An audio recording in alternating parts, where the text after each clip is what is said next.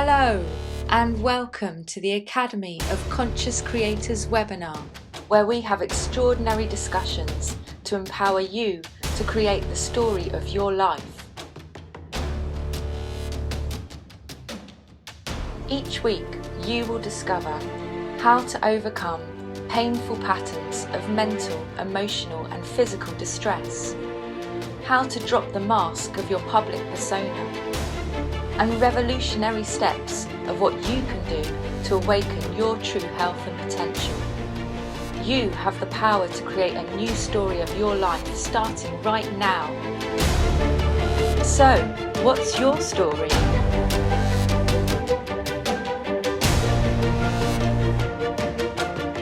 We've all heard of the expression mind over matter, right?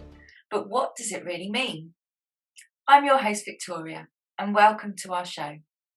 Today, Pete and I will discuss the voices in our minds and how you can create the state of mind that acts as a powerful tool rather than the powerful analyser, filling in the blanks with stories of all the things that could go wrong. So Pete, what does mind over matter mean to you? Hi, Victoria. Well, again, a great question to kick off with.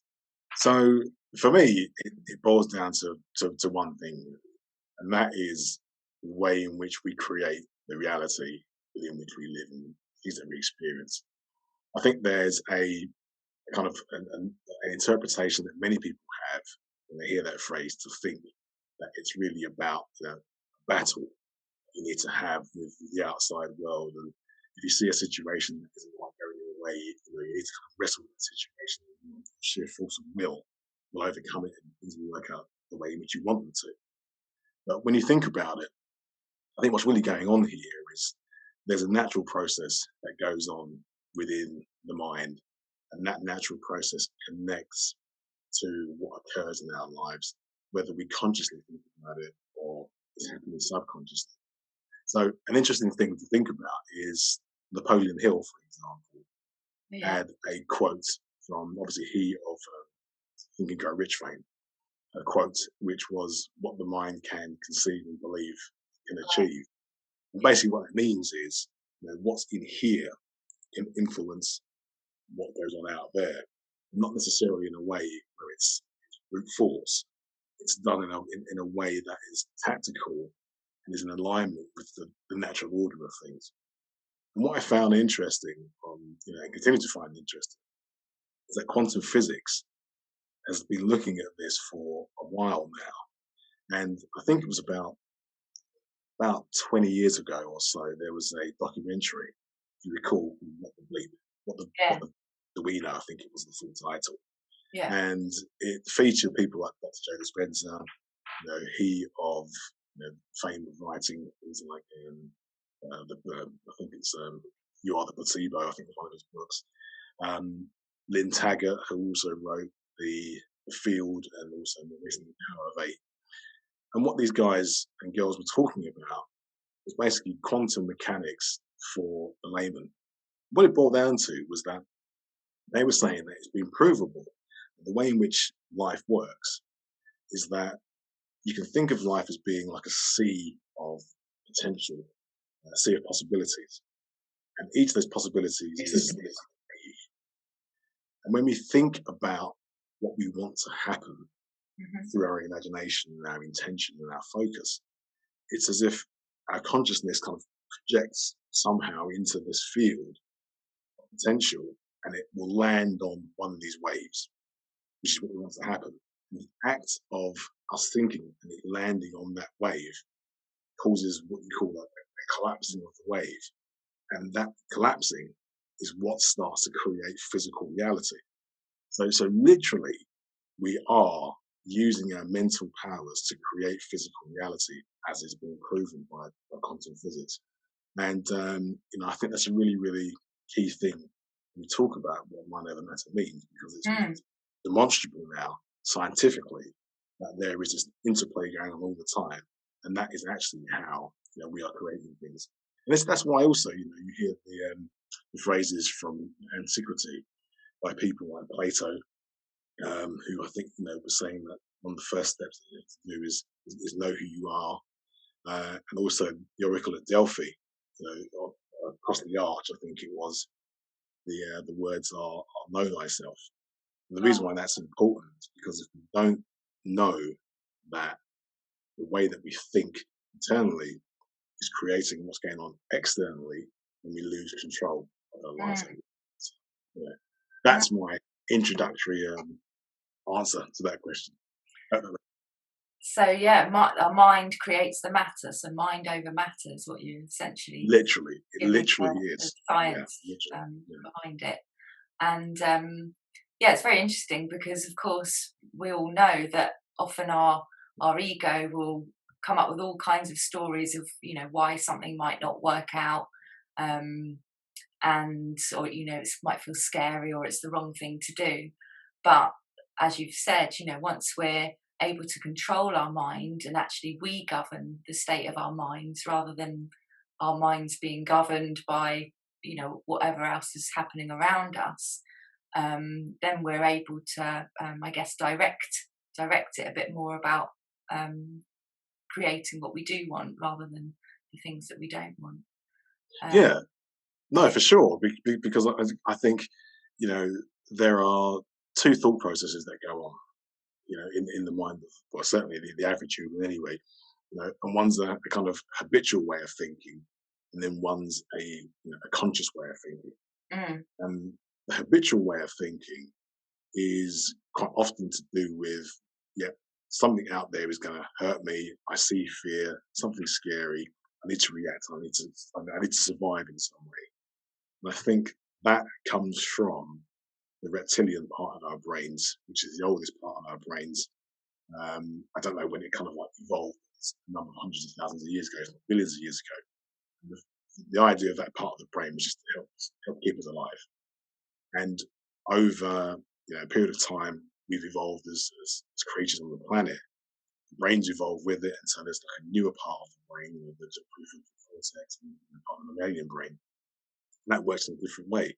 But I think what happens is, you know, even though we physically have evolved, and to a degree psychologically we've evolved, there is still the propensity for us to go back to that default mode of being in protection mode and mhm. crikey, I need to be aware of the saber-tooth tiger. And that comes from the reptilian brain. So we have to make a conscious choice to interrupt that habitual, Right. prehistoric to a degree way of thinking and stop, realize that we're in modern day, we're in the modern world now. We haven't got to worry about things at the same level.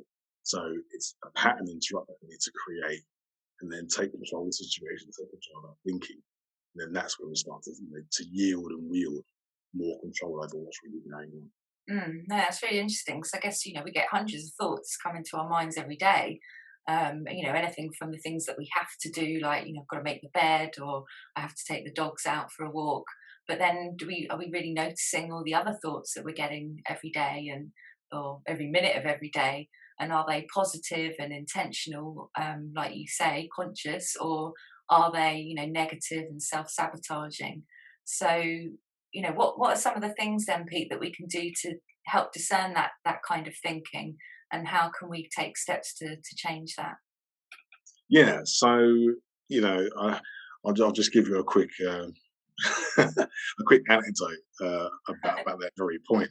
So, I mean, at first, the answer is that we've got to make a conscious effort to actually take note of what's going on. So that's the answer. But let me just quickly share a story with you. So I was getting washed one morning. Uh, You were doing what? yeah, I was getting washed one morning. Oh, What washed? Yeah, yeah. I was in the shower, and and so I'm showering away, and I just suddenly was aware of the fact that when I went to grab the soap, I think it was, or shower gel, one of the two, I think it was the soap. I heard a voice in my head say to me, "But I don't like soap." Now I was like, "Okay, well that's an interesting thing." Now I share that with you because it was just something that came up. It popped up by itself, but that was a background thought that was going on. I don't know where it came from, but it made me chuckle.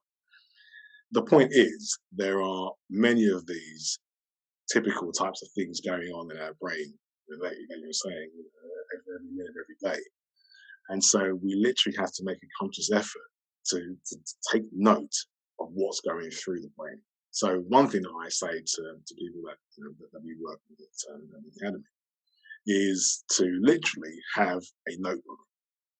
And in that notebook, whenever a thought that you manage to catch that is of negative intention or negative connotation, then you write it down.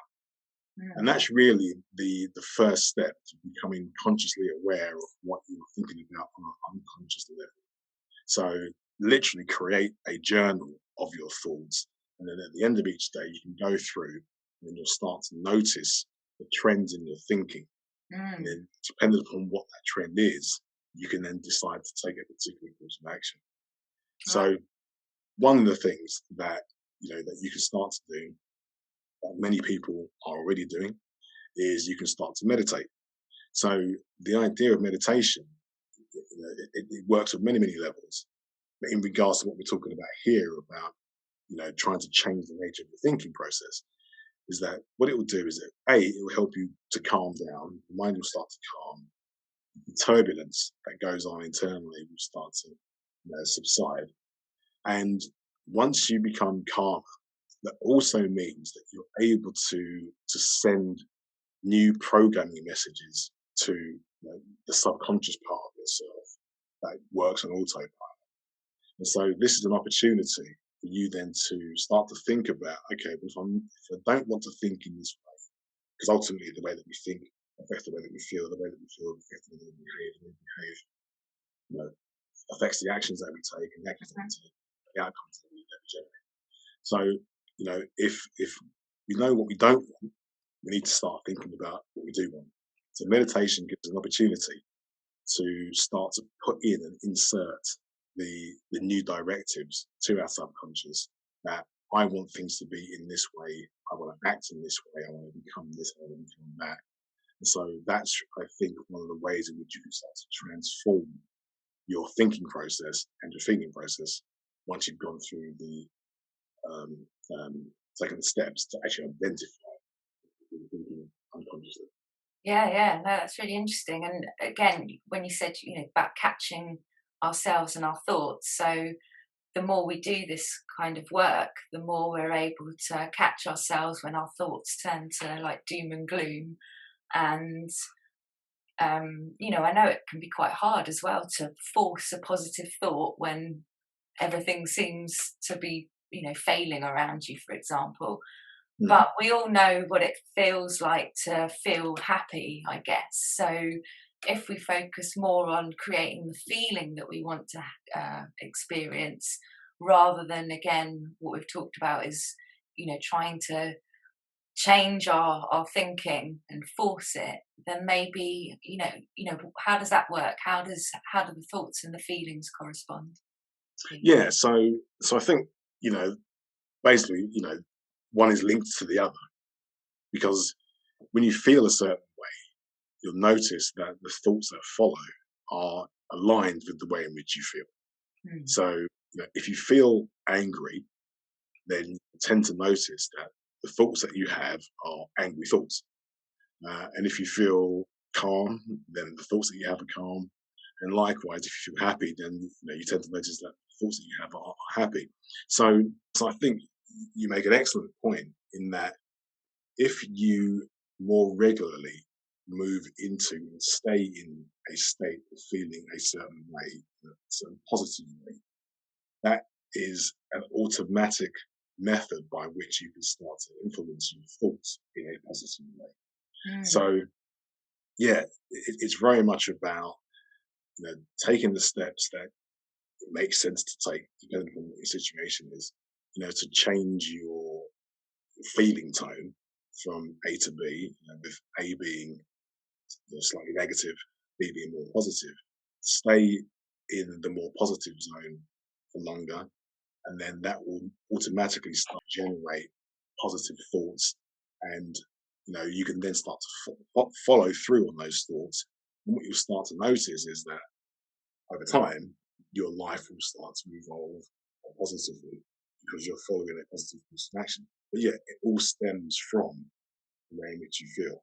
And I think, that can kind of circle back to what we were talking about at the beginning in terms of those quotes, with Napoleon Hill or Yeah. Alfie, is if you know what's going on the inside, then that is what is going to be the driving force, what you're going to start to generate in terms of experience and stuff in the external world. So yeah, it is very much knowing yourself through feeling what makes sense to you. And that's the best way to move forward. All right. No, amazing, Pete. Thank you so much. And I guess what I took from that last those last points you were making, was that when we reconnect with that feeling of happiness, or positive feelings, then over time it helps us start to generate more positive thoughts, and then we can start to approach our personal challenges as more of personal projects for self-development, rather than something that's going to potentially be a really nasty experience for us. Um, Yeah, so it's about looking at, rather than thinking of it as a failure, kind of tweaking it and going, oops, okay, that didn't work out that time, so what can I do next to get the outcome that I want, yeah, rather than thinking that, oh, that's over, and yeah, losing yeah. It's kind of sight out of of my that. hands, and yeah, no, no, no, exactly. So kind of unpacking that on two levels. The first thing you're talking about there is getting into the habit of feeling and thinking a certain way.